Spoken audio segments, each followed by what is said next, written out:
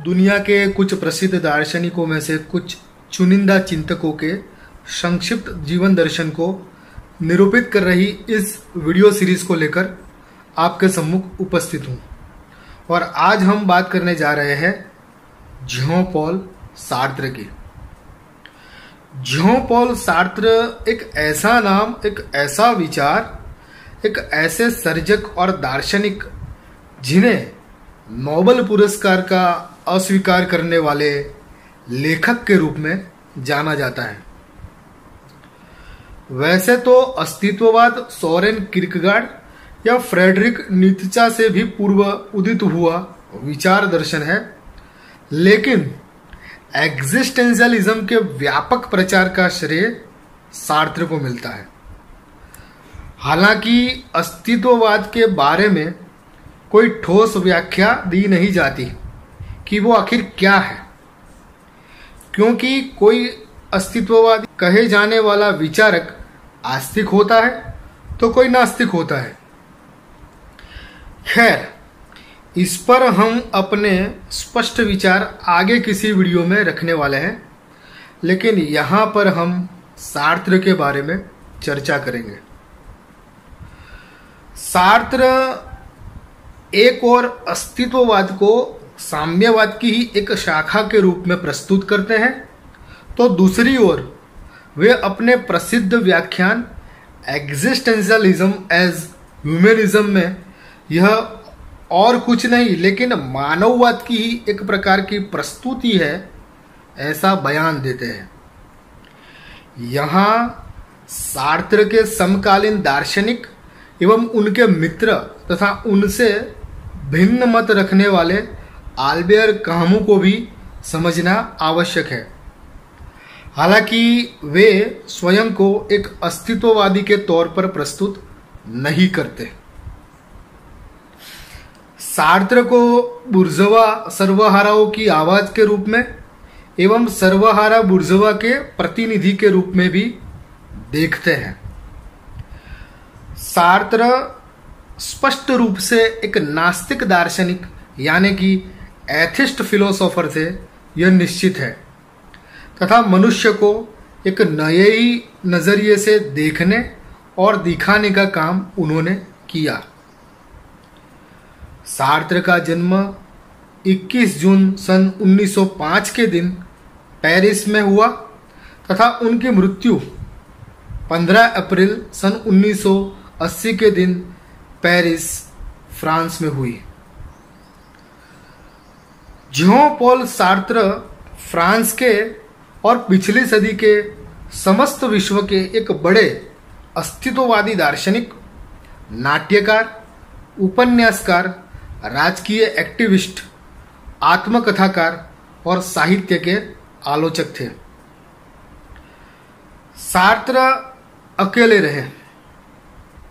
आज हम जिस चीज को लिव इन रिलेशनशिप के नाम से जानते हैं, उससे भी कुछ भिन्न लेकिन वैसा ही स्वतंत्र जीवन सार्त्र सिमोन द बोआ के संग में जिए।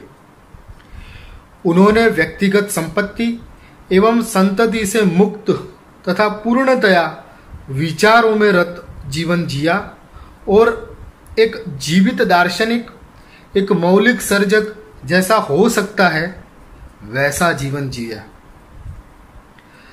आइए जानते हैं इस प्रतिभा संपन्न दार्शनिक के कुछ विचार थोड़े सूत्रों के माध्यम से।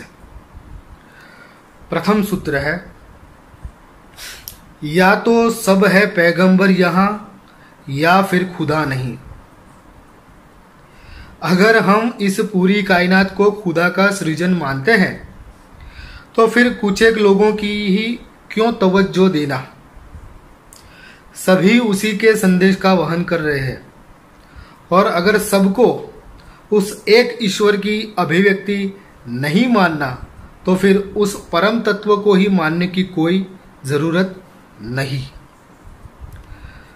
सूत्र 2, ईश्वर क्या है?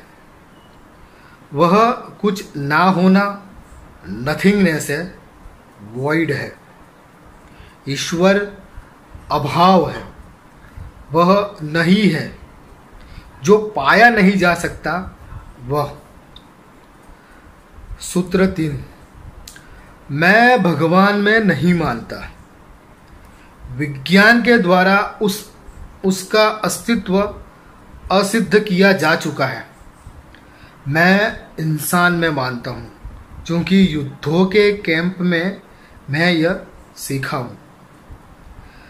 जब हम किसी त्रासदी से गुजर रहे होते हैं, तब हमें यह अनुभव होता है कि इंसान ही इंसान को बचा सकता है। सूत्र 4, जिस क्षण तुम शाश्वत या नित्य के भ्रम से मुक्त होते हो, उसी क्षण तुम जान सकते हो कि जीवन क्या है। यह क्षणभंगुर क्षणिक जीवन निरर्थक है, एब्सर्ड है। यह ठीक वैसा है जैसा बुद्ध ने कहा था, सौवम क्षणिकम क्षणिकम सौवम दुखम दुखम। ना ऊपर खुदा जैसा कोई नित्य तत्व है और ना भीतर आत्मा जैसा कोई शाश्वत तत्व। तुम पैदा हुए हो संसार की बदौलत और मरोगे यह निश्चित है। शाश्वती और नित्यता केवल मन के भाव है। यह छूट जाए तो जीवन की क्षणिकता का बोध हो जाएगा, अनित्यता की प्रतीति होगी। यह अस्तित्वलक्षी एनलाइटनमेंट है।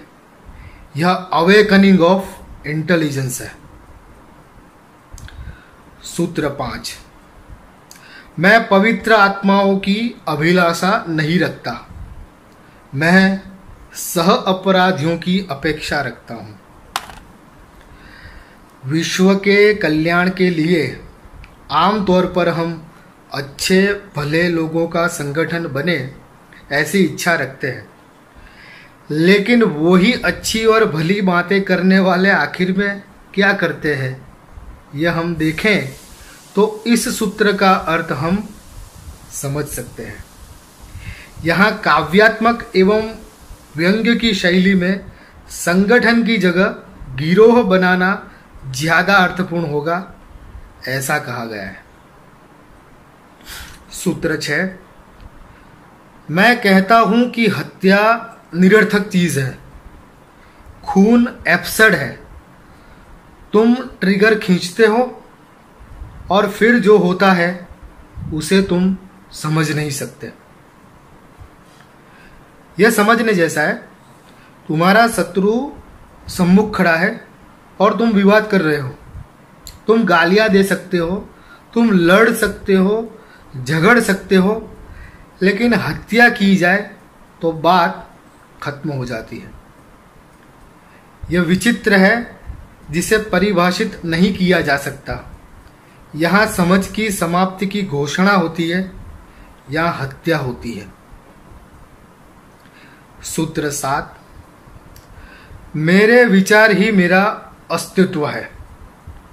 इसीलिए तो मैं कभी सोचना छोड़ नहीं सकता। मेरे विचार ही मैं हूं, क्योंकि मैं सोचता हूं। आधुनिक दर्शन शास्त्र के पिता कहे जाने वाले सुप्रसिद्ध फ्रेंच दार्शनिक रेने डेकार्ट का फिलोसॉफी को बुनियादी रूप में समझने के लिए दिया गया एक मूलभूत सूत्र है, मैं सोचता हूं इसीलिए मैं हूं। Cogito ergo sum, I think therefore I am. Sartre उसी मानवीय परम सत्य की अनुभूति के पश्चात हमें अपना यह मौलिक विचार प्रदान करते हैं। क्या मतलब है इस सूत्र का?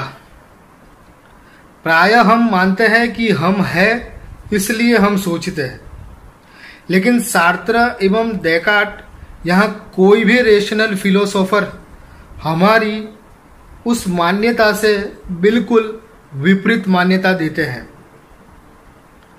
वे कहते हैं नहीं, तुम हो इसलिए तुम सोचते हो, ऐसा नहीं है, वरन तुम सोच रहे हो इसीलिए तुम अपने होने का एहसास कर सकते हो। इसका सीधा मतलब यह है कि जब तुम नहीं सोचते होते हो तब तुम नहीं होते हो। तुम जिसे स्वयं समझते हो, खुद का होना मानते हो, वो मन, चेतना या साइकी है, जो कि पूर्णतया तुम्हारे सोचने का परिणाम है। तुम एक पशु या केवल शरीर होते तो बिना सोचे तुम्हारी हस्ती रह पाती, लेकिन क्योंकि तुम एक मनुष्य हो, तुम सोच का परिणाम हो। आगे इस पर और विस्तार से बात करेंगे, यहाँ इतना ही। सूत्र 8। मैं उन शिकार बने हुए लोगों को नफरत करता हूं जो अपने शिकारियों को आदर देते हैं। जो तुम्हें शिकार बनाते हैं, विक्टिम बनाते हैं, उनका आदर करोगे तो फिर शिकार होने से बचने का कोई उपाय ही न रहा। कोई और चाहकर भी तुम्हें बचा नहीं सकता। तुम धिक्कार के पात्र बन जाते हो। घृणा और उपहास के अलावा तुम्हें क्या मिल सकता है?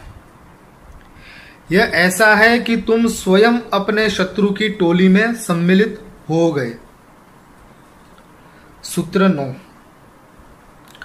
मनुष्य स्वातंत्र्य से अभिशप्त है, क्योंकि एक बार इस जगत में फेंक दिए जाने के बाद वह जो कुछ भी करेगा उसके लिए वो खुद ही जिम्मेवार होगा। यह सूत्र बड़ा मूल्यवान है। आमतौर पर हम स्वतंत्रता चाहते हैं, ऐसा दिखाई पड़ता है। ऐसा लगता है कि हम आजाद होना चाहते हैं, लेकिन गौर से देखें तो मामला इससे ठीक विपरीत है। पहले तो हमें आजादी एक आशीर्वाद जैसी लगती है, लेकिन ध्यान से देखें तो वह उत्तरदायित्व के अलावा क्या है? और उत्तरदायित्व किसे चाहिए? उत्तरदायित्व से तो हर कोई भागना चाहता है, तो आजादी भी दूर चली जाती है। जब हम आजाद होते हैं तब हम जिम्मेवार बन जाते हैं। अब हमारे जीवन में जो भी होगा उसके कर्ता और भोक्ता सिर्फ हम होंगे। यह आरंभ में आशीर्वाद सी प्रतीत होने वाली मुक्ति अब एक अभिशाप सी दिखाई पड़ती है, जब उसका मूलभूत रूप उत्तरदायित्व से यह पता चलता है। सूत्र 10। सार्त्र का सर्वाधिक प्रचलित सूत्र है, दूसरा नरक है, द अदर इज हेल। मसलन जब तुम अकेले होते हो अपने घर में तो मुक्ति का अनुभव होता है, लेकिन जैसे ही डोरबेल बजती है उस क्षण तुम में एक बदलाव आ जाता है। तुम नहीं रहते। मुक्ति का अनुभव तिरोहित हो जाता है। चेतना अचानक जाग उठती है और तुम दूसरे की उपस्थिति में एक दूसरे व्यक्ति बन जाते हो। तुम खुद में खोए थे और अब तुम्हें बाहर सजग होना पड़ता है। लेकिन यह पूरी बात नहीं। सार्त्र को जब हम पूरी तरह से समझेंगे तब हमें पता चलेगा कि वे और गहरी बात करते हैं। वह एक जगह पूरे जीवन को ही नरक सा या एब्सर्ड कह देते हैं। दूसरे के बिना भी जीवन कुछ खास प्रतीत नहीं होता। हम हमेशा अकेले नहीं रह सकते। अकेलापन भी कोई स्वर्ग तो नहीं है, और दूसरा तो नरक है ही। अतः हम यह अनुभव करते हैं कि स्वर्ग यहाँ, नरक यहाँ, इसके सिवा जाना कहाँ। सूत्र 11, प्रतिबद्धता क्रिया है, यह शब्द नहीं है। अर्थात प्रतिबद्धता दिखाई पड़ती है, उसे बोलना नहीं पड़ता। तुम प्रतिबद्ध होते हो, तुम्हें कहना नहीं पड़ता कि तुम प्रतिबद्ध हो। शब्द आवश्यक नहीं रहता, कर्म बोलता है। सूत्र 12, हम उनका सही मूल्यांकन नहीं कर पाते जिन्हें हम प्यार करते हैं। यह सीधा सूत्र है, क्योंकि सार्त्र की दृष्टि में प्रेम एक भाव है, वहां मूल्यांकन नहीं हो सकता। मूल्यांकन के लिए तटस्थ बुद्धि एवं निर्मम आलोचना की आवश्यकता होती है। प्रेम में पक्षपात होता है और ताटस्थ्य नहीं होता। अतः हम जिन्हें प्यार करते हैं, चाहते हैं, उनका सही मूल्यांकन नहीं कर पाते। यह भाव एवं विचारों के बीच के फासले की बात है। सूत्र 13, 3 बजे का समय तुम्हें कुछ भी करना हो, उसके लिए एक ऐसा समय है जिसमें या तो देर हो गई ऐसा लगता है, या फिर कुछ ज्यादा ही जल्दबाजी सा लगता है। सूत्र 14, अंतिम सूत्र, अगर आप दार्शनिक सार्त्र को पूछते हैं कि मानव जीवन एवं इस सजीव सृष्टि का हेतु क्या है, तो उनका जवाब होगा, प्रकृति में विद्यमान सभी चीजें बिना कारण पैदा हुई है।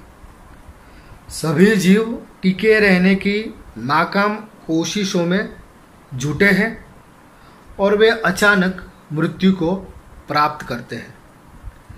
Every existing thing in this world, born without reason, prolongs itself out of weakness and dies by chance.